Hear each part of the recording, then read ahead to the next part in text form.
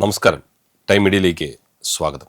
നമ്മുടെ വീട്ടിൽ കറണ്ട് ഇല്ലാതായി പോയാൽ നമ്മൾ ആദ്യം എന്താണ് ചെയ്യുന്നത്?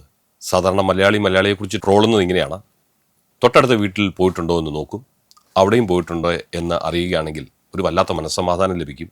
പിന്നെ അതിൻ്റെ പുറകെ പോവില്ല, വരുമ്പം വരട്ടെ എന്ന് നോക്കി നിൽക്കും. ഇത് പണ്ടത്തെ കഥയാണ്. ഇപ്പോൾ അങ്ങനെയല്ല. ഇപ്പോൾ കറണ്ട് പോയാൽ ഒരു മിനിറ്റ് പോലും സഹിക്കാൻ പറ്റാത്ത രീതിയിൽ നമ്മളുടെ ജീവിതം നമ്മൾ സെറ്റ് ചെയ്ത് കഴിഞ്ഞിരിക്കുകയാണ്. അപ്പോൾ നമ്മൾ എന്ത് ചെയ്യും? കറണ്ട് പോയാലുടൻ ഫോൺ എടുത്ത് KCB ഓഫീസിലേക്ക് വിളിക്കും, അല്ലേ? ചിലപ്പോൾ മണിക്കൂറുകൾ കഴിഞ്ഞാലും വൈദ്യുതി വരാറില്ല. എന്നാൽ ഇനി മുതൽ കറണ്ട് പോയിട്ട് അത് തിരികെ വരാൻ വൈകിയാൽ നമ്മുടെ സാക്ഷാൽ KCB നിങ്ങൾക്ക് ഇങ്ങോട്ട് പണം തരുമെന്ന് പറഞ്ഞാൽ നിങ്ങളിൽ എത്ര പേർ വിശ്വസിക്കും? അതെ, സംസ്ഥാന വൈദ്യുതി റെഗുലേറ്ററി കമ്മീഷൻ ചട്ടങ്ങളിൽ വലിയ മാറ്റങ്ങൾ വരുത്തിയിരിക്കുകയാണ്. 2026 മാർച്ചോടെ പൂർണ്ണമായി പ്രാബല്യത്തിൽ വരുന്ന ഈ പുതിയ നിയമങ്ങൾ ഉപഭോക്താക്കൾക്ക് വലിയ അധികാരങ്ങളാണ് നൽകുന്നത്. എന്തൊക്കെയാണ് ആ മാറ്റങ്ങളെന്ന് ഇന്നത്തെ വീഡിയോയിലൂടെ നമുക്ക് മനസ്സിലാക്കാം. പുതിയ ഭേദഗതി പ്രകാരം പരാതി നൽകി നിശ്ചിത സമയത്തിനുള്ളിൽ വൈദ്യുതി തിരികെ ലഭിച്ചിട്ടില്ലെങ്കിൽ 100 രൂപ നഷ്ടപരിഹാരം നിങ്ങൾക്ക് ലഭിക്കും. ഇത് മുൻപ് വെറും 25 രൂപയായിരുന്നു. ഏറ്റവും പ്രധാനപ്പെട്ട ഒരു കാര്യം എന്താണെന്ന് അറിയാമോ? ഇതിനായി നിങ്ങൾ KCB ഓഫീസിൽ പോയി അപേക്ഷയൊന്നും നൽകേണ്ട കാര്യമില്ല. ഓട്ടോമാറ്റിക് കോമ്പൻസേഷൻ എന്ന സംവിധാനത്തിലൂടെ ഈ തുക നിങ്ങളുടെ അടുത്ത മാസത്തെ കറണ്ട് ബില്ലിൽ കുറച്ചു നൽകും എന്നാണ് പറയുന്നത്. വോൾട്ടേജ് വ്യതിയാനം കാരണം കഷ്ടപ്പെടുന്നവരാണോ നിങ്ങൾ? വോൾട്ടേജ് കുറവ് മൂലം ബുദ്ധിമുട്ടുന്ന ഒത്തിരി പേരുണ്ട്. എങ്കിൽ വോൾട്ടേജ് പ്രശ്നം പരിഹരിച്ചില്ലെങ്കിൽ ആഴ്ചയിൽ 200 രൂപ വീതം നിങ്ങൾക്ക് നഷ്ടപരിഹാരം ലഭിക്കും. ഓരോ തകരാറിനും അത് പരിഹരിക്കുന്നതിനായി KCBക്ക് നിശ്ചിത സമയപരിധിയും കമ്മീഷൻ നിശ്ചയിച്ചു കൊടുത്തിട്ടുണ്ട്.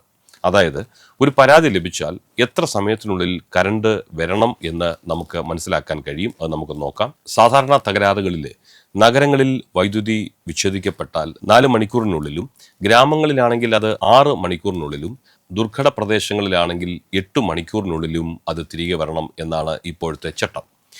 ലൈൻ പൊട്ടി വീണാൽ നഗരങ്ങളിലാണെങ്കിൽ 6 മണിക്കൂറിനുള്ളിലും, ഗ്രാമങ്ങളിൽ 8 മണിക്കൂറിനുള്ളിലും, കാടും മലയും ഒക്കെ നിറഞ്ഞ ദുർഘട പ്രദേശങ്ങളിലാണെങ്കിൽ 12 മണിക്കൂർ വരെയും നിങ്ങൾ സഹിക്കേണ്ടി വന്നേക്കാം. ട്രാൻസ്ഫോർമർ കത്തിപ്പോകുന്ന കാര്യം കേട്ടിട്ടില്ലേ? അങ്ങനെ ഒരു കത്തലുണ്ടായാൽ നഗരങ്ങളിൽ ആ വൈദ്യുതി പുനഃസ്ഥാപിക്കാൻ 18 മണിക്കൂറും, ഗ്രാമങ്ങളിൽ 24 മണിക്കൂറും എന്നിങ്ങനെയാണ് റെഗുലേറ്ററി കമ്മീഷൻ സമയം പറഞ്ഞിരിക്കുന്നത്. ഈ സമയം കഴിഞ്ഞാൽ ഓരോ വീഴ്ചയ്ക്കും ഉപഭോക്താവിന് 100 രൂപ വീതമാണ് ലഭിക്കുക. പുതിയ വൈദ്യുതി കണക്ഷൻ എടുക്കാനോ സർവീസ് ലൈൻ മാറ്റാനോ ഒക്കെ ഇനി കാലതാമസം ഉണ്ടാവില്ല. പുതിയ കണക്ഷൻ ലോ ടെൻഷൻ കണക്ഷൻ ആണെങ്കിൽ മെട്രോ നഗരങ്ങളിൽ 7 ദിവസത്തിനുള്ളിലും, മുനിസിപ്പാലിറ്റികളിൽ 15 ദിവസത്തിനുള്ളിലും, ഗ്രാമങ്ങളിൽ 30 ദിവസത്തിനുള്ളിലും കണക്ഷൻ നൽകിയിരിക്കണമെന്നാണ് ചട്ടം. ഇനി സെക്യൂരിറ്റി ഡിപ്പോസിറ്റ് സംബന്ധിച്ചാണെങ്കിൽ കരാർ അവസാനിപ്പിച്ചാൽ 15 ദിവസത്തിനുള്ളിൽ സെക്യൂരിറ്റി ഡിപ്പോസിറ്റ് നിങ്ങൾക്ക് തിരികെ ലഭിക്കും. അടുത്തത് മീറ്റർ തകരാറാണ്. മീറ്റർ കേടായാൽ പരാതിപ്പെട്ട് 3 പ്രവൃത്തി ദിവസത്തിനുള്ളിൽ അത് മാറ്റി സ്ഥാപിച്ചിരിക്കണം.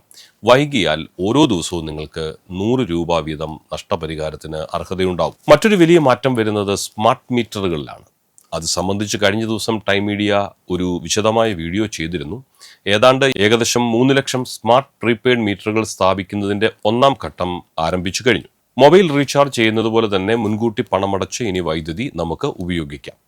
KCBL സ്മാർട്ട് പ്ലസ് എന്ന ആപ്പ് വഴി നിങ്ങൾക്ക് ഓരോ ദിവസത്തെയും നിങ്ങളുടെ വൈദ്യുതി ഉപയോഗം അറിയാൻ സാധിക്കും. അതുപോലെ തന്നെ ബാലൻസ് തീരാറായാൽ ആപ്പ് വഴി മുന്നറിയിപ്പും നൽകും.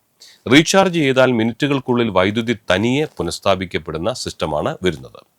വീട്ടിൽ സോളാർ വെക്കാൻ ആഗ്രഹിക്കുന്നവർക്ക് പുതിയ ചട്ടങ്ങൾ. അവർക്ക് വലിയ ഇളവുകളാണ് നൽകുന്നത്.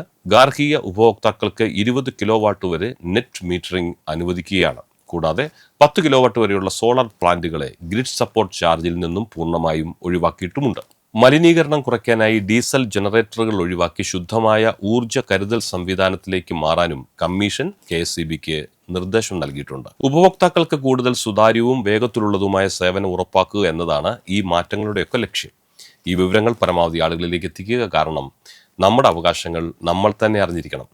അറ്റകുറ്റപ്പണികൾക്കായി കറണ്ട് പോകുന്നുണ്ടെങ്കിൽ കുറഞ്ഞത് 24 മണിക്കൂർ മുമ്പ് KCB നമ്മളെ അറിയിച്ചിരിക്കണം എന്നും പുതിയ ചട്ടത്തിലുണ്ട്. അപ്പോൾ ഈ വീഡിയോ ഉപകാരപ്പെട്ടെങ്കിൽ നിങ്ങൾ ലൈക്ക് ചെയ്യുക, ചാനൽ സബ്സ്ക്രൈബ് ചെയ്യാൻ മറക്കരുത്. അടുത്ത വീഡിയോയിൽ കാണുന്നവരെ നിങ്ങൾക്ക് എല്ലാവർക്കും ഞങ്ങളുടെ നന്ദി, നമസ്കാരം.